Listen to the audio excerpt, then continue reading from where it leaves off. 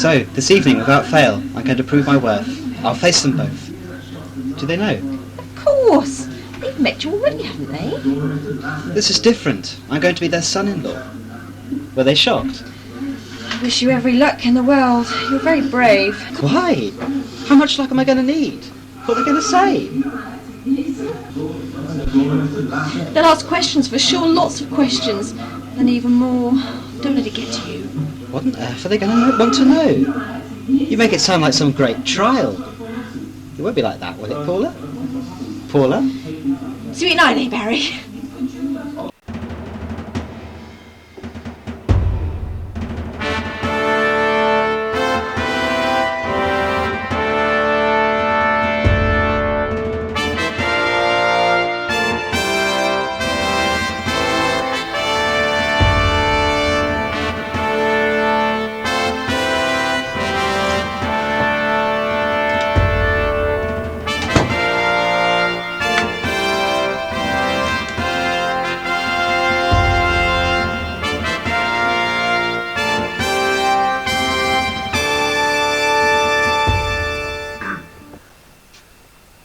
Be seated for a moment, lad.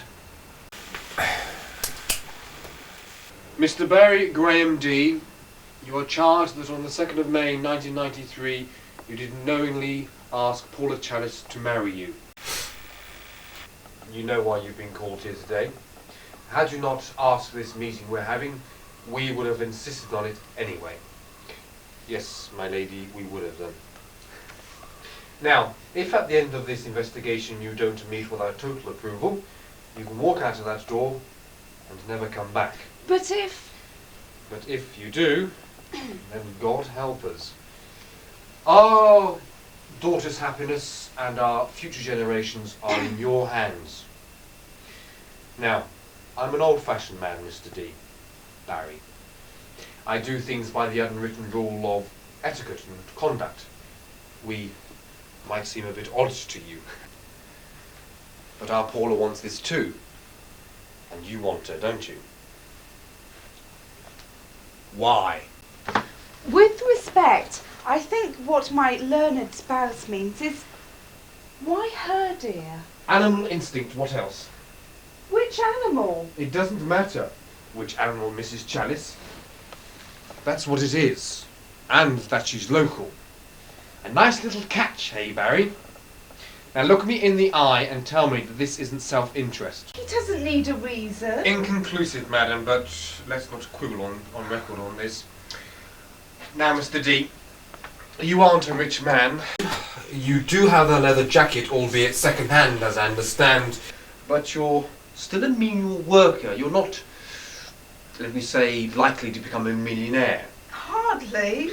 Why not? Why not bet yourself for your wife? Our daughter. Our daughter. Your wife. Now, why not, Mr. D? Would you know what to do with £1 million? Do you know any millionaires? Do you want to know any millionaires? Objection, Mr. Chalice. This is an irrelevant tact.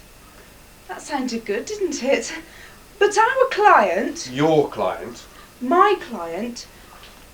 doesn't require to know such people, most of whom are socially exclusive bores.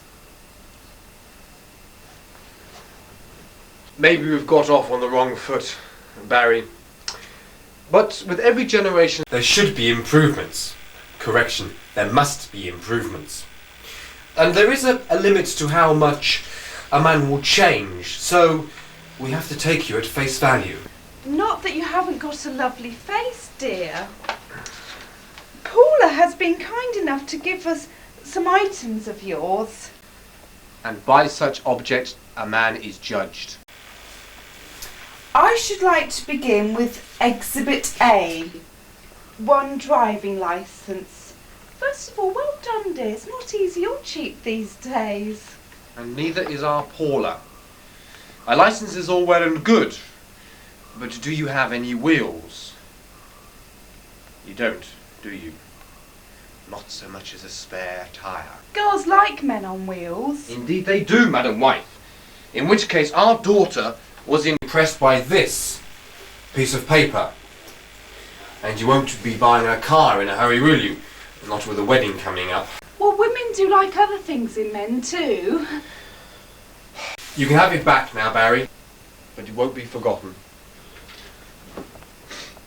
Look at it, memorise it, and put it back. Exhibit B, if Mrs. Chalice would oblige.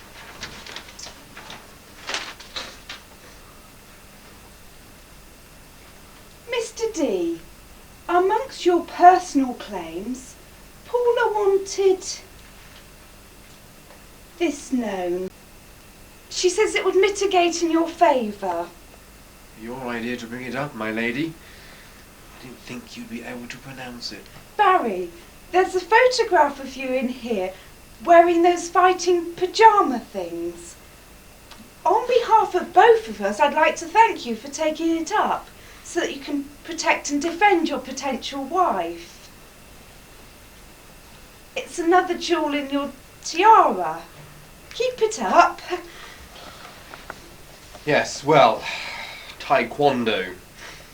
Sounds more like a takeaway than a match of physical skills. Just don't overdo it. No further questions. We'll reconvene in 10 minutes. All rise. Time for a cup of tea, I think.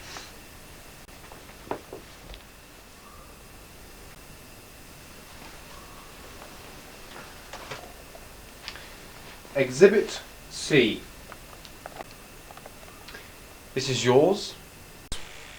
A token of your undying love from your wedding savings.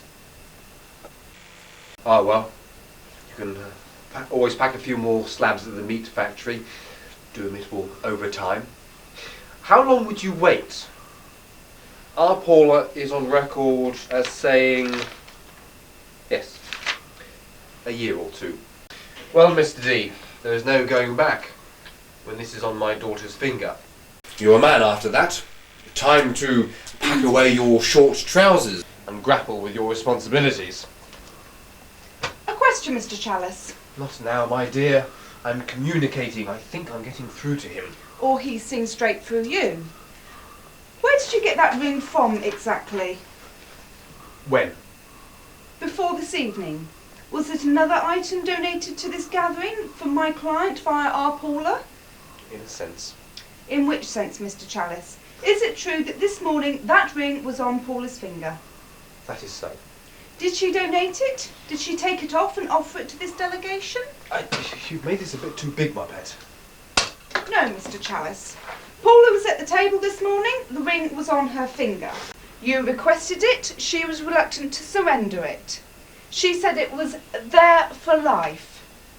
Just as Mr. D, our prospective son-in-law, here present, had intended. Point taken. So the engagement and all its implications had already been considered and consummated. Consummated? Well, concreted then. It's all out in the open. He's a nice boy. Paula loves him. And unless you can prove he's a mass murderer or come up with any more of this rubbish, he's our son-in-law. Welcome to the family. Now, just a moment. I still have a few things to clear up. We have to cut this boy down the middle and see what he's made of. This is Paula we're marrying off. She's got degrees. She's been a brown owl. She's a chalice. And he's proposing to make her a D with a prospect of little D's. We need to know how he will hold up the great chalice flag. And how do you propose, if you pardon the pun, to do that? With this. Don't be absurd. Behold, mon ami, my heraldry stockpile. Geoffrey, don't be absurd. My treasure trove. My father cherished all these items. This is what he was made of. This is what gave him character and which ultimately brought you Paula. Now, I want you to take these things on board and hold them to your heart. Your father should have thrown it out with his ration book. Be quiet, woman. Stand up. Do you recognise this? Take it. Hold it in your hand. And put your other hand in your pocket. Now turn sideways. Now, Judith, with a bit of weight and a bit of height, that could be my father at his local downing a pint. Very good, I'll have that back. Thank you.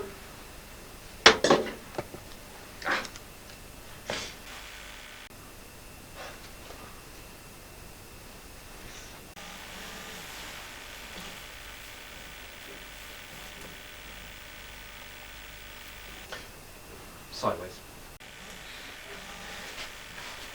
Head down. Contemplate. Hat off.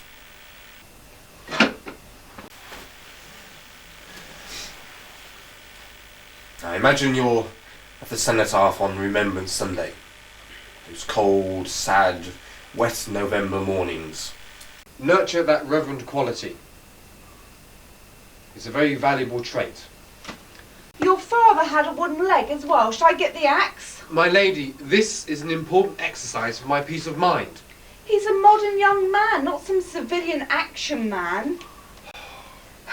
And may I remind my honourable husband that Mr. D is going to marry our daughter, and with that, her inherent name disappears.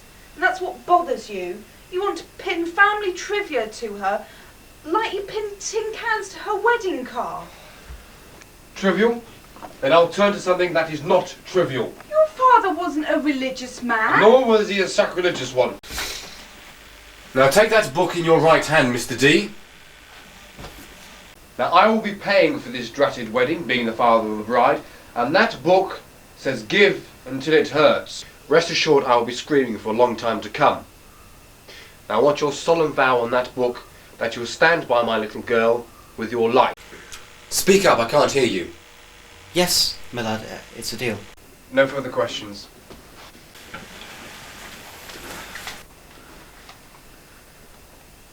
The final word is Paula's. After all, she is marrying you. We asked her for some sort of reference and she obliged. She wrote 2 pages about you, so she must like you. I just found a few random samples.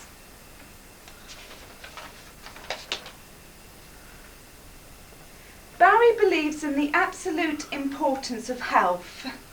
Absolute importance, bless her. She does like to dramatise. Knowing Dad's thorough and with the greatest respect, intimidating inquisitiveness, this will have come to light. Barry is teetotal.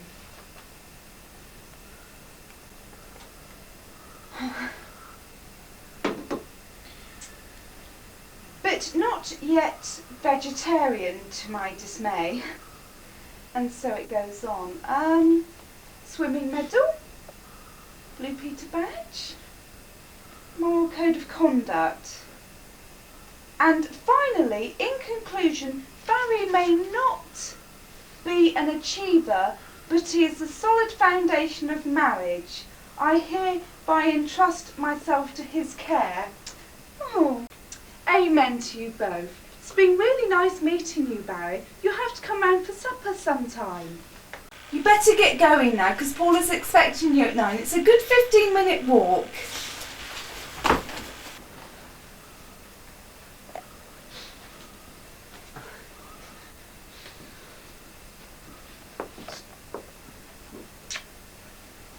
I'll see you out.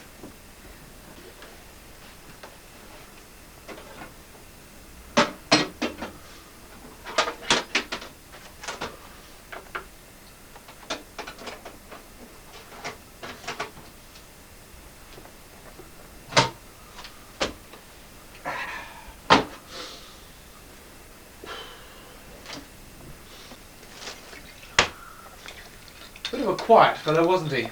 Yes, dear.